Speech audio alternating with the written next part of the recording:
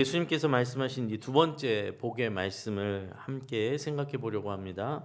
이 말씀은 애통하는 자는 복이 있나니 그들이 위로를 받을 것이며라는 말씀이었습니다. 이 저희가 이제 팔복의 말씀을 하나씩 이렇게 읽어 나가는데 이 말씀들을 통해서 하나님께서 말씀하시는 복은 도대체 무엇인가? 주님께서 우리에게 주시는 복은 도대체 어떠한 복인가를 깊이 생각하는 그런 귀한 시간이 되기를 간절히 소원합니다. 예수님께서 말씀하시는 이 복이라는 것은 단순히 윤리적인 가르침이나 명상의 글 혹은 어떤 자기 개발 혹은 듣기 좋은 이야기 같은 덕담과 같은 것이 아니라고 말씀드렸죠. 이 복을 누리는 자, 이 복의 말씀을 듣는 자는 아주 구체적으로 분명히 정해져 있다고 말씀드렸습니다. 이 복은 하나님의 백성들에게 주시는 복이었습니다. 8가지 이 팔복 하나하나가 사실은 모두 다 하나님의 백성만이 누릴 수 있는 복이라고 말씀드리고 계속해서 강조했죠. 왜냐하면 이 기본적인 이 설정을 놓치면 완전히 오해하기 때문에 그렇습니다.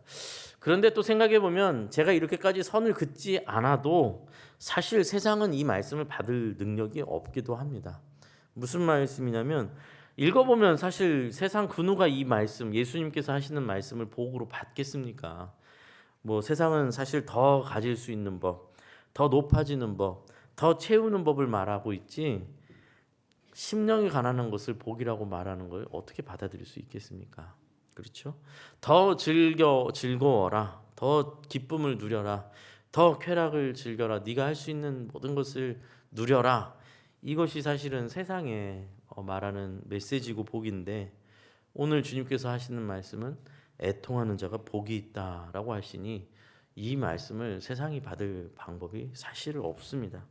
그러니 예수님께서 우리에게 주시는 이 말씀하시는 이 복은 세상이 도무지 이해할 수 없는 복이기도 하고 오직 예수 안에서 누리는 복이고 하나님 나라의 백성으로서만이 누릴 수 있는 그 복을 저희가 함께 읽고 있다라는 것을 꼭 기억하셔야 됩니다.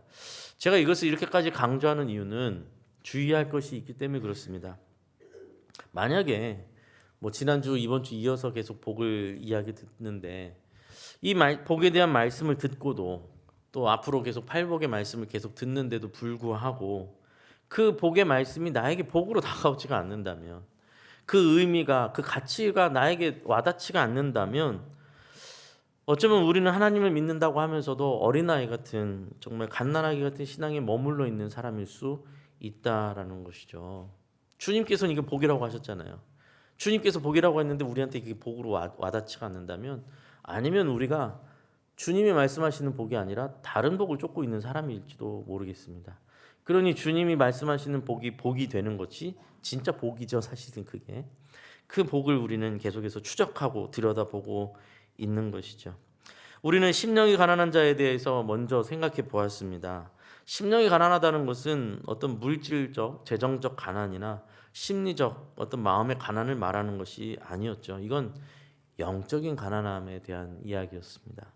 영적인 가난함이란 우리 자신을 채울 때 우리 자신의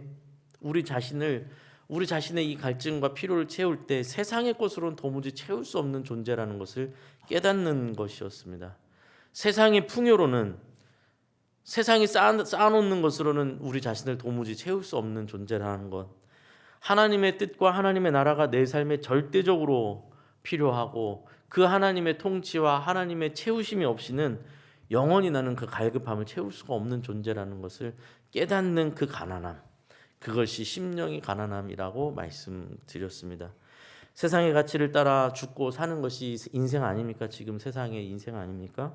그러나 그것에서부터 점점 자유로워지고 하나님의 나라와 뜻에 더욱더 목말라지는 그 결핍과 가난을 가진 자, 그는 비록 세상에 살고 있지만 이미 하나님의 나라를 누리기 시작한 사람이고 그것이 그에게 복된 자임을 알게 하는 것이고 그 자체가 복이라는 것을 예수님께서 말씀하셨다라는 것이죠. 그는 이미 천국을 소유한 자다.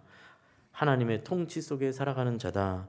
그는 이미 복된 자다. 주님께서 말씀하시는 내용을 저희가 함께 읽어보았습니다. 그렇다면 이제 오늘 함께 읽은 말씀 애통하는 자 도대체 어떤 말씀일까요? 어떤 사람이 애통하는 사람일까요? 애통이란 단어는 어떤 슬픔이나 아픔이 터져 나오는 걸 애통이라고 표현합니다. 근데 이제 좀 더 한번 깊이 그 뉘앙스를 살펴보고자 단어 원어를 찾아보니 펜데오라는 헬라어를 쓰셨어요. 펜데오라는 주님께서 펜데오라는 단어는 그 사전을 찾아보면 탄식한다, 애통한다, 감정이 터져 나온다. 이제 저희가 생각하는 어떤 애통과도 크게 다르지 않은 그런 표현이었습니다. 말 그대로 고통과 아픔, 슬픔으로 탄식하고 슬픔이 터져 나오는 것을 애통이라고 말하고 있습니다.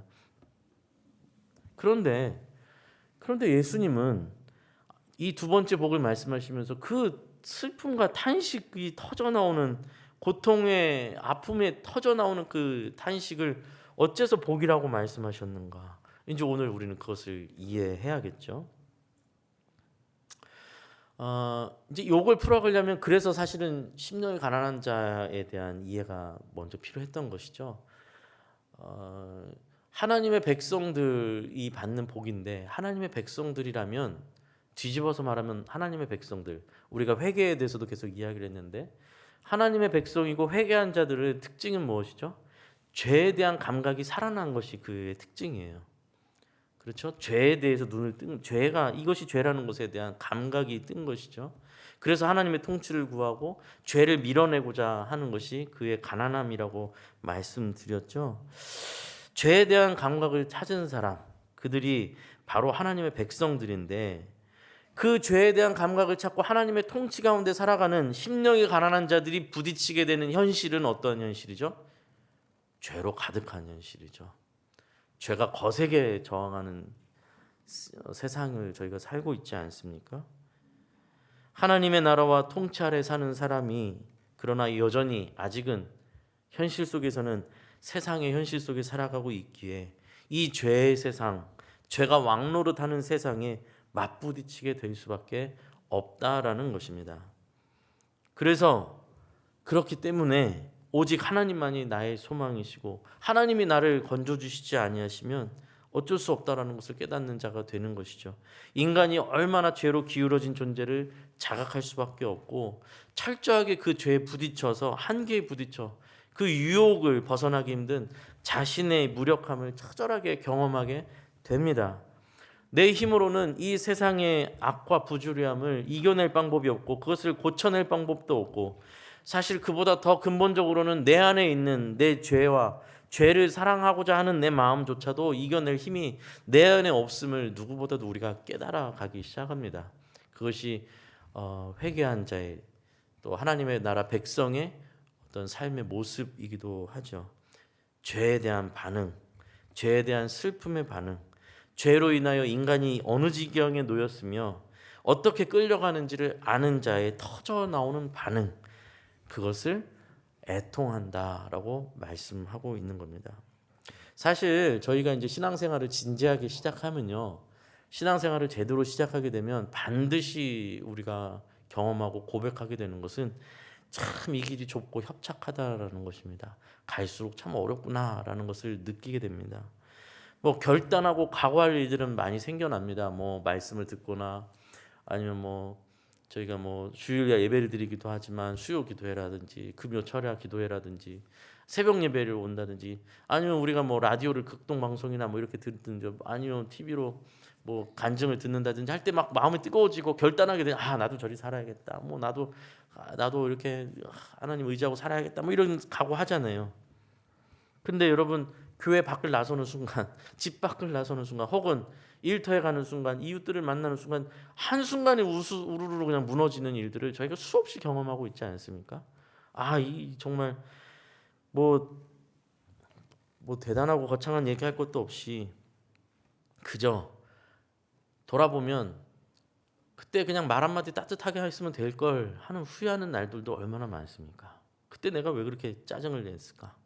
그때 내가 왜 이렇게 차갑게 대했을까? 그냥 별일 아니었는데 왜 나는 그렇게 예민하게 굴었을까? 이렇게 후회하는 날들도 얼마나 많습니까? 내 자신도 내가 통제가 안 되거든요. 죄에 끌려가는 자신을 봅니다. 맥없이 무너지는 자신을 보죠. 우리의 죄성과 연약한 마음들, 그리고 마치 성난 파도처럼 우리를 덮치는 이 세상 속에서 얼마나 우리는 무기력함을 느끼기도 하고 어려움을 느끼게 됩니까? 눈을 들어 세상을 보면 또한 마찬가지로 애통하지 않을 수가 없습니다. 뭐 러시아 우크라이나 전쟁으로 어제 이제 현황을 또 한번 검색해 보니 추정하기로 40만 명 이상의 사망자가 나온 것으로 보고 있습니다. 저희가 지금 살고 있는 2020년, 23년도에 어디선가 말이 40만 명이죠. 그렇죠. 말이 40만 명이죠. 저희가 사실 저희의 가까운 지인의 죽음에도 크게 사실 영향을 받을 수밖에 없잖아요. 굉장히 고통스럽고 쉽지 않은 일인데 40만 명의 죽음이 이 짧은 기간에, 그것도 자연적인 어떤 죽음과 병으로 인한 것이 아니라 전쟁으로 인해서 이 생명을 잃었다니요. 그리고 부상자만 해도 큰 부상을 입은 사람만 해도 100만 명이 넘는다고 하고, 그들 대다수가 집을 잃고 거처를 잃은 사람들입니다. 피난민들이 되고, 이런 끔찍한 일들이 지금 우리 현장에서 일어나고 있습니다. 뭐 불과 몇 개월 되지 않은 이스라엘 가자지구에서는 어제 또 뉴스를 검색해 보니 그 가자지구 그 안에서만 2만 명의 주민이 사망한 것으로 보고 있습니다. 2만 명입니다. 그 주민만, 군인들 뭐 전쟁을 치르고 있는 자들이 아니라. 이제 사진을 보고 싶지 않지만 기사를 이제 보니까, 사진을 보니 그 어린 아이들의 죽음이 막 터져 있는 걸 보면 너무, 이건 눈으로 볼 수 없는, 차마 눈 뜨고 볼 수 없는 일들이 오늘날 우리가 살고 있는 오늘 이 시간에도 계속 지속되고 있다라는 이 끔찍한 현실을 저희는 살아가고 있는 거죠. 멀리 다른 나라를 봐도 그렇지만 가까운 데만 봐도 답답한 마음은 뭐 금할 길이 없습니다. 한 2년 전에 여기 가까운 인천 미추홀구에 전세 사기 사건이 크게 한번 일어났었습니다. 아마 뉴스 보신 분들 기억하실 텐데요. 제가 자세한 내용을 몰랐거든요. 뉴스만 지나가면서 봤는데, 그래서 어저께 한번 검색을 해봤더니 그 미추홀구, 이 인천 미추홀구에서만 이 굉장히 이게 조직적인 사기 전세였더라고요. 그래서 이게 아주 악한 거죠. 사실은 그 전세 자금을 넣는 사람들의 그 전세 자금이라는 건 얼마나 큰 돈입니까, 본인들한테. 근데 이걸 이렇게 사기로 고통을 일으켜서 보니까 저도 깜짝 놀랐는데, 기사를 보니까 이 미추홀구 안에서 일어난 이 전세 사기 피해가 3천 세대라고 하네요. 어떻게 그렇게 많은 사람들이, 그리고 5천 명 이상이 연루돼서 피해를 입었다고 하고, 올해까지 이 사건이 해결되지 않고 있으니까 이 사건으로 인해서 스스로 목숨을 끊은 사람이 4명입니다. 벌써 계속해서 궁지에 몰려서 생명을 끊고 있는 거죠. 얼마나 이게 있어서는 안 될 일이 일어나고 있는 것입니까?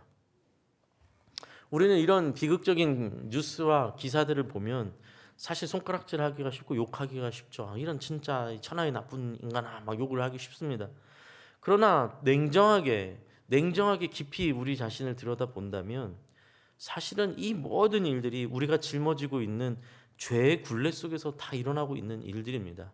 우리가 모든 이 일어나고 있는 비극에 무관하다고 말할 수 있는 사람이 여기에 단 한 명도 없습니다.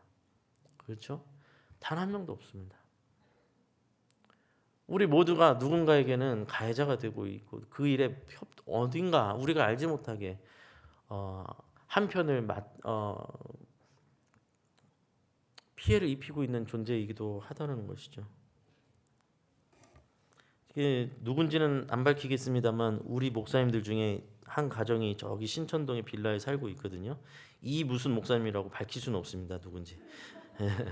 어차피 뭐 신천동에 사는 목사님이면 다 아는 건데. 그 일반 주택가에 살면요. 저도 저희 여기 시흥으로 오기 전에는 그 주택가에 살았는데, 제일 어려운 게 뭐냐면 저녁에 이제 주차 문제가 제일 어렵거든요. 동네 골목길이다 보니 주차 시설이 따로 없지 않습니까? 뭐 주차 구획이라고 있어도 그거 신청해도 잘 되지도 않고, 뭐 나머지는 다, 대다수의 동네 사람들은 다 골목길 안에든 차를 이렇게 어떻게 저녁에 세워야 되는 상황입니다. 그래서 이제 목사님이 이제 이사한 지 지금 2년을 살고 계신데 거기 차를 세우는데 벌써 수차례 벌써 몇 번째 딱지가 날라오는 거예요. 집 앞에 주차를 해놨는데. 근데 저도 그 전에 살던 집에서 뭐 차 세울 데가 어디 있어요? 자기 집 앞이잖아요. 집 앞에 골목길. 집 앞에 세우고 저녁이 되면 다 거기 빼곡하게 차를 세우는 거 아닙니까? 지나갈 수만 있게 세우는 게 당연한 거잖아요. 그런데 누군가가 그걸 그래서 그 신고가 이게 딱지가 날라오니까 시청에 처음에는 아니 이게 밤에 그럼 여기다 안 세우면 어디다 세우냐 이제 문의를 했더니 시청에서 하는 교통과에서 이제 딱지를 떼는 데서 하는 말이 아 우리도 아는데 그 상황을 아는데 어쩔 수가 없다. 왜냐 누군가 일일이 사진을 찍어서 신고를 하고 있다라는 거예요. 그 동네 그 골목을 쫙 사진 찍어서 사진 다 하기로 벌써 몇 차례인 거예요. 왜 사진을 찍어서 보냈을까요? 예, 예, 그렇죠. 내가 세울 데가 없는 거예요. 그 멀리서 와서 찍고 가는 그런 이상한 사람도 있을 수 있겠지만 아마 추정하기로는 그 동네 사람일 확률이 높고 그렇죠? 보통 그게 한 번도 아니고 두 번, 세 번 지금 반복되고 있는데 그 집 앞에 세운 차를 사진 찍어서 보내니까 민원으로 들어오는 건 여기서 막 어떻게 할 방법이 없다는 거예요 시청에서. 그래서 어쩔 수 없이 딱지를 부여하니까 벌금을 내야 되는데 이거 아마 여러분 당하시면 얼마나 이게 분통 터지고 화가 나는 일인지 아마 상상이 되실 겁니다. 얼마나 화가 납니까? 어디 차 세울 데가 없는데. 그런 상황을 지금 겪고 있어요. 자 이제 그렇게 되니까 목사님이 솔직한 이제 마음 속에 어떤 마음이 일어날까요? 솔직한 마음을 고백하시더라고요. 순간 스쳐가는 마음. 나도 사진 다 찍어서 한번 보내보고 싶다. 만약에 그렇게 했으면 제가 이렇게 예화를 못 들었겠죠. 이제 그 착취는 사실 저도 비슷한 마음을 이제 겪어봤었거든요. 올해 여기 이제 운전을 하다가 아마 운전을 하시는 분들은 다 아시는 이야기일 텐데 여기 은계지구 들어가는 길이 1차선 도로예요. 그래서 제가 운전하는데 차가 막혀서 길게 돼 있어요. 제가 근데 앞에 차들이 이렇게 막혀 있어서 제가 이제 갈림길에 있어서 제가 조금만 옆으로 이렇게 피해 주면 뒷차들이 싹 지나가 이렇게 뚫릴 수 있는 그런 이제 저로서는 조금 불편하지만 약간 옆으로 빠져주면 뒷차들이 지나갈 수 있고 이렇게 풀리는 거죠. 그래서 근데 이제 중앙선을 넘지 않고 중간에 무슨 안전지대 금이 쭉 있는 데가 있어요. 중간에 완충지대처럼 거기를 살짝 밟으면서 옆으로 빠져서 나가면 뒷차들이 더 나갈 수 있게 해주는가. 저는 뒷차를 위해서라도 여기 내가 서서 있는 것보다는 좀 비껴 나가서 비켜주면 뒷차들이 지나가겠다 해서 이제 제가 비켜주면서 이렇게 옆으로 나갔단 말이죠. 중앙선을 밟은 것도 아니고 그냥 비켜서 밟은 것뿐인데 뒷차 블랙박스로 그걸 찍어서 신고를 했더라고요. 근데 제가 너무 당황했던 건 뭐냐면 제가 거기를 비껴 나감으로 인해서 제일 혜택을 받은 사람이 바로 뒷차거든요. 근데 그걸 신고를 한 거예요. 그 도무지 그 묵상을 엄청 했어요. 그거 가지고 도대체 이분은 왜 이걸 신고를 했을까?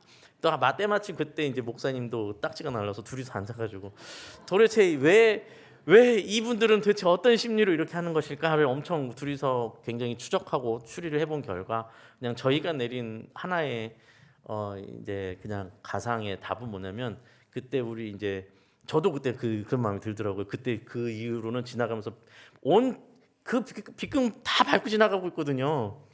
나도 친구할까? 뭐 이런 생각이 들잖아요. 그 마음이 아니었을까? 누군가 자기도 억울해서 그냥 나도 한번 나만 당할 수 없다 이 마음이 아니었을까? 하면 이제 둘이서 이제 그렇게 잠정적인 결론을 내고 말았습니다만 우리가 살고 있는 세상이 그렇습니다. 내가 선의를 베풀었는데도 그것을 오히려 이렇게 악하게 받아치는 일들도 있습니다. 억울한 일들도 있다라는 거죠. 내가 선하게 했다고 해서 그게 그대로 좋게 돌아오지도 않는 세상을 살고 있는 것이죠. 예수를 믿고 따른다라는 것은 억울하고 괴로운 길임을 알면서 걷는 길이라는 걸 여러분 기억하셔야 됩니다. 예수님께서 우리에게 믿는 자의 복을 말씀하고 계시는데 그 예수님의 말씀의 복의 말씀이 야 너희 나를 이제부터 믿었으니 너희 안에는 앞에는 불행한 일들이란 있을 수 없을 것이다. 너희는 나를 믿고 따르기로 했으니 잘되고 잘되는 일밖에 없다. 그것이 너희의 복이다. 이라고 말씀해 주시면 참 좋겠는데 예수님 그렇게 말씀 안 하고 계시다라는 거예요. 그렇게 억울하고 괴로운 길에 심령이 가난하여 악을 악으로 갚지 아니하고 잘못된 것을 바로잡기 위해서 자기 자신을 희생하는 싸움을 하려는 너희는 애통한 자의 복을 얻게 된다라고 말씀하십니다. 그 애통함이 너희의 복이 되고 너희는 애통하는 복을 받은 자다라고 말씀하시는 겁니다. 여기서 우리가 점점 깊이 생각해야 되는 것은 말씀드린 대로 애통한다는 건 반응한다라는 거잖아요. 반응하는 겁니다. 계획하는 게 아니고 애통은 반응이에요. 죄와 죄의 결과들, 죄의 힘과 그로 인해서 일어나는 고통을 마주할 때 겪는 비명과 같은 것이죠. 신음하면서 나오는 탄식과 같은 것 아닙니까?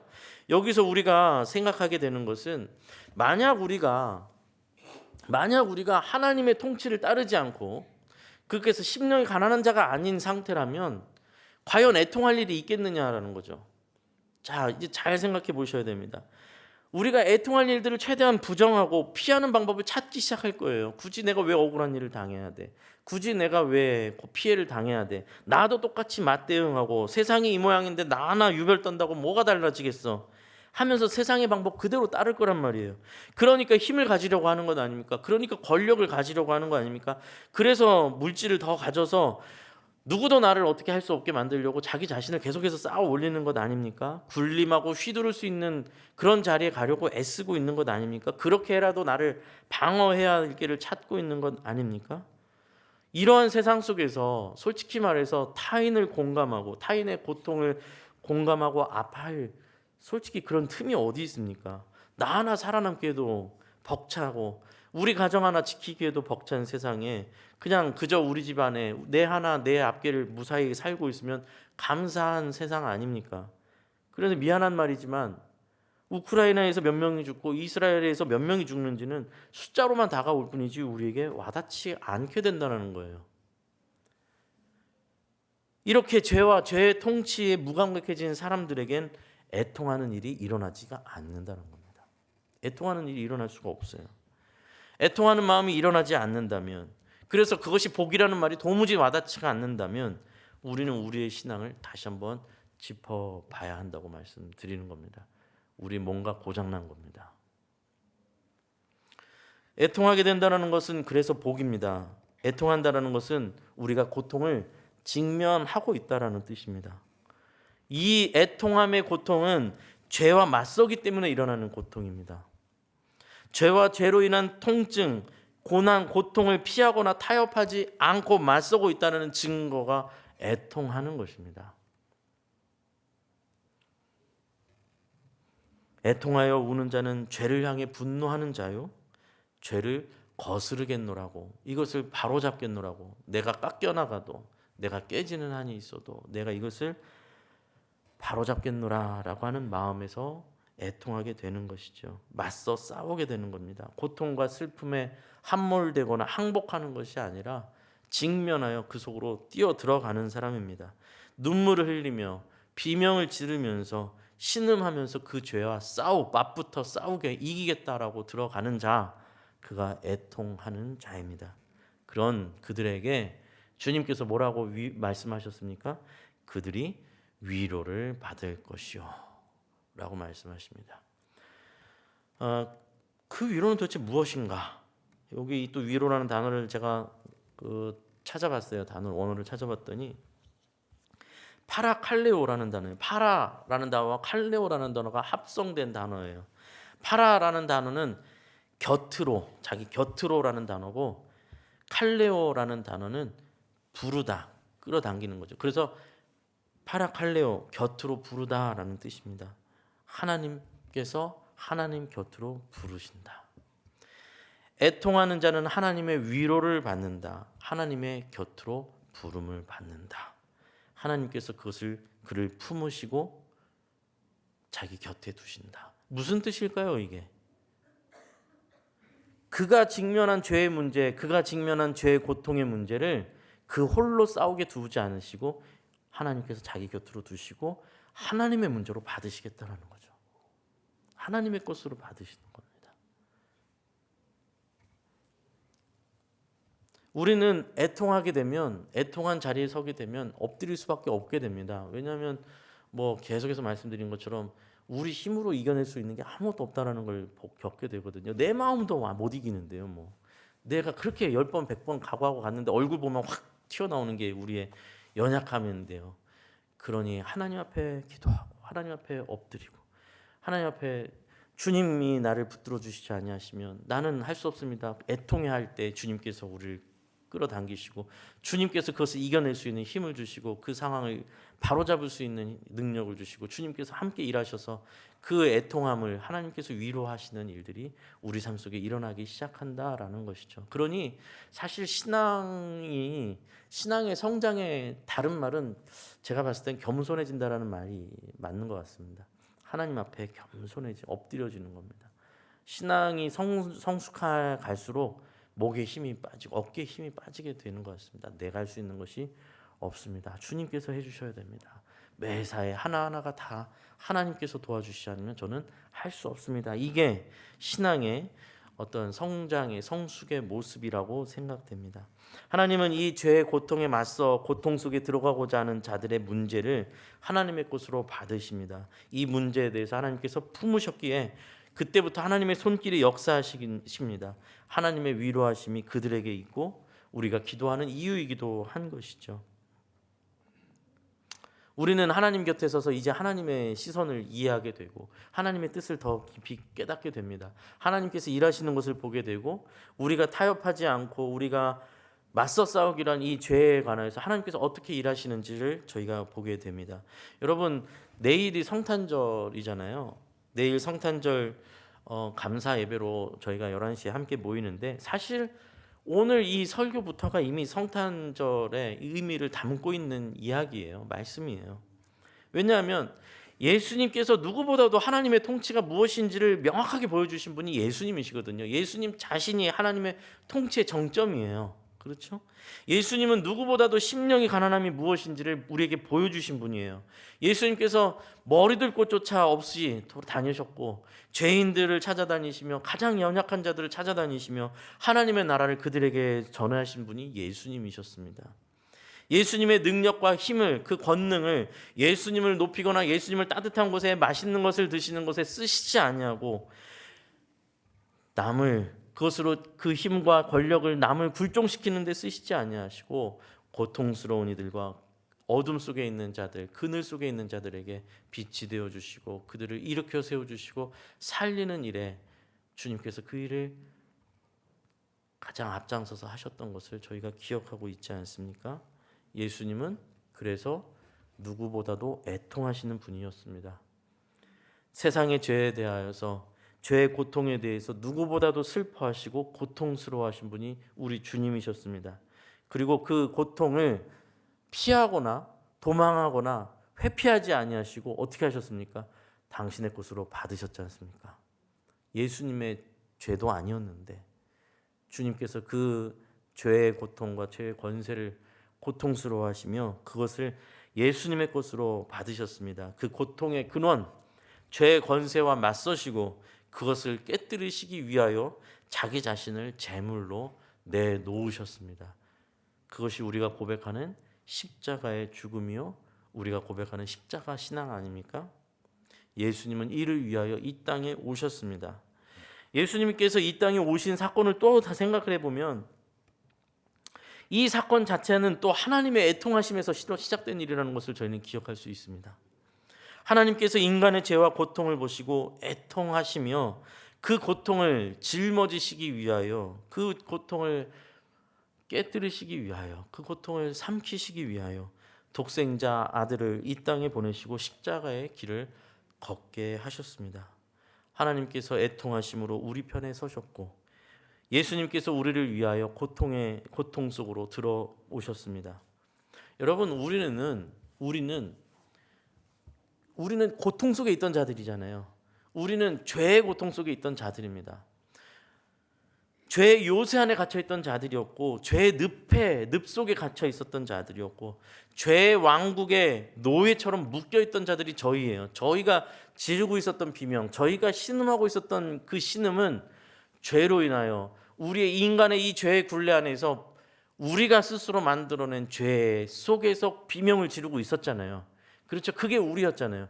그런데 애통하신 하나님께서 애통하신 주님을 보내시고 그 애통하심으로 주님께서 십자가를 거절하지 아니하시고 우리의 자리, 죄의 자리까지로 들어오셔서 우리를 끌어안으시고 당신 곁으로 부르시고 당신의 문제로 삼으심으로 인하여서 우리를 끌어안으심으로 어떻게 된 겁니까? 이게 우리의 비명이, 우리의 죄로 인했던 이 비명이 이제는 애통으로 바뀌는 귀한 역사가 일어난 것이죠.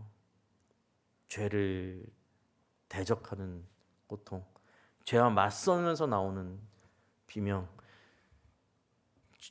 죄를 깨트리고자 싸우는 그 비명, 그 애통으로 우리가 바뀐 거예요. 우리가 죄의 비명을 지르던 자들이었는데 이제는 애통하는 자가 되었으니 얼마나 큰 복을 받은 자들입니까?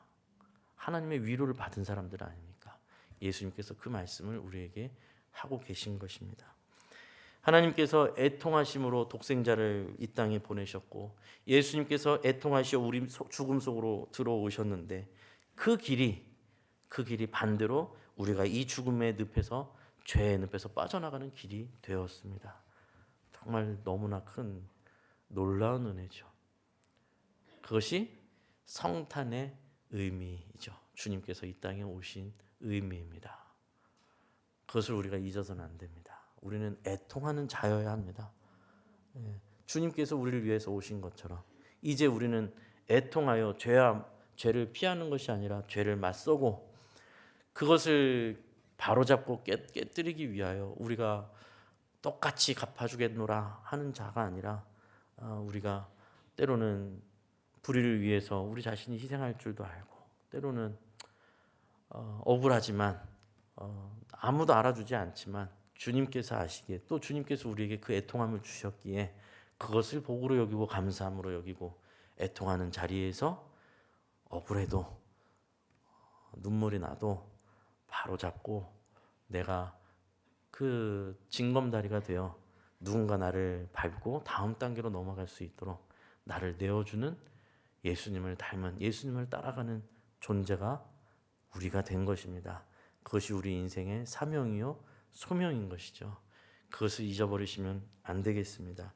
애통하는 자는 복이 있나니 그들이 위로를 받을 것이요. 하나님의 위로하심이 애통하는 하나님의 백성들에게 충만하게 이 성탄절을 맞이하며 우리를 애통히 여기셔서 우리의 죽음의 자리까지 오신 주님을 나의 주로 고백하며 그것을 감사하는 우리 모든 하나님의 백성들에게 충만하게 임하실 줄로 믿습니다. 기도하겠습니다. 하나님 아버지 감사합니다. 하나님의 은혜와 사랑이 없이 우리가 어디 여기까지 올 수 있었겠습니까? 우리는 비명을 지르던 자요, 신음하는 자요, 답을 찾지 못했던 자들인데 주님 우리의 비극과 고통과 죽음의 자리까지 들어오셔서 우리를 이제는 애통하며 하나님 앞에 기도하는 자로, 애통하며 하나님께 붙들린 된 자로 주님께서 우리를 구원하여 주셨으니 그 은혜를 어찌 우리가 잊을 수 있겠습니까? 하나님 우리가 그 은혜를 찬양하는 자들 되게 하시고 그 은혜를 기억하며 우리도 애통하며 세상 속으로 어둠 속으로 나아가는 저희들 될 수 있도록 주님 인도하여 주시옵소서. 이제는 우리 주 예수 그리스도의 은혜와 하나님의 무한하신 정말 크고 크신 그 사랑과 성령님의 보호하시고 인도하시고 교통하심이 이 자리에 나와 주의 백성으로 세상의 복이 아니라 주님께서 우리에게 주시는 그 복을 누리며 살아가기를 소원하는 여기 있는 모든 하나님의 백성들, 자녀들 머리 위에 삶의 터전 위에 이제부터 영원까지 함께 해주시기를 간절히 축원하옵나이다. 아멘.